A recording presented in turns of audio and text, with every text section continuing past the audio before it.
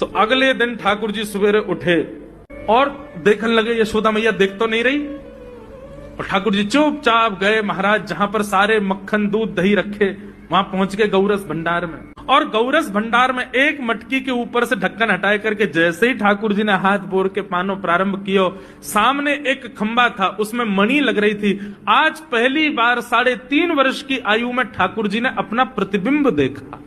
ठाकुर जी ने जैसे ही प्रतिबिंब में अपने रूप को देखा, अपने रूप को देख करके ठाकुर जी बोले, हो तू भी आयो यहां चोरी करवे? अपने आप से बात कर रहे हैं ठाकुर जी। अरे मैंने कही तो हती अपने अपने घर में चोरी करनी है, तू दारी के मेरे घर में आगो चोरी करवे?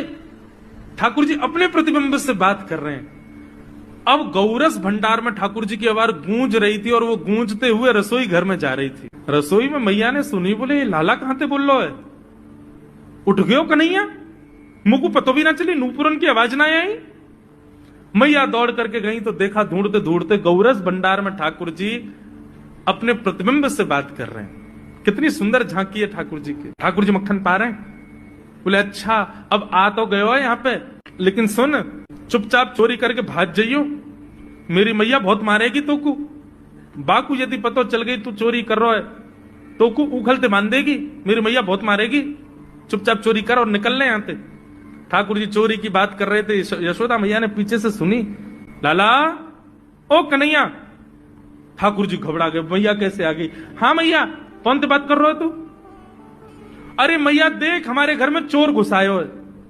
अपने प्रतिबिंब को दिखा करके ठाकुर जी कह रहे हैं, देख मैया हमारे घर में चोर घुसायो, जे चोरी कर रहा हो हमारे यहाँ के मक्खन की, तो मैया को पकड़वे आयो हूं। नन्हे से गोपाल जी, बहुत मधुर लीला। मैया हंस भी रही है और क्रोध भी कर रही। बोले अच्छा जो चोरी कर रहा हो? बोले हाँ। चल याकू तो मैं पकड़ लूंगी, लेकिन जे बता तेरे हाथ में मक्खन कैसे लगो? तू तो याकू पकड़वे आयो ना।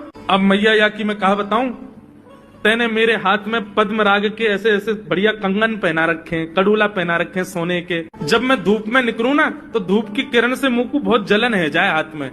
तो कल मेरे सखा मधुमंगल ने मुझसे कही, बोले लाला जे जलन तेरी दूर रह जाएगी, तू मक्खन में हाथ बोर लियो अपनो, सो तेरी जलन दूर रह जाएगी। या हमारे मैया जलन हटावे के काजे मैंने हाथ बोरो है। मैया बोली अच्छा चल लाला, यहाँ तो तेरे जलन है नहीं, और यहाँ पे यहाँ मक्खन कैसे लगो?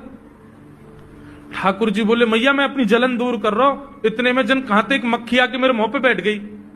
बाकू उड़ावे के काजे मैंने जैसे मुंह पे हाथ किया, सो मक्खन मेरे मुंह पे लग गो। मैया बोली लाला तू चोरी भी करन लगो और अब झूठ भी बोलन लगो मुझसे।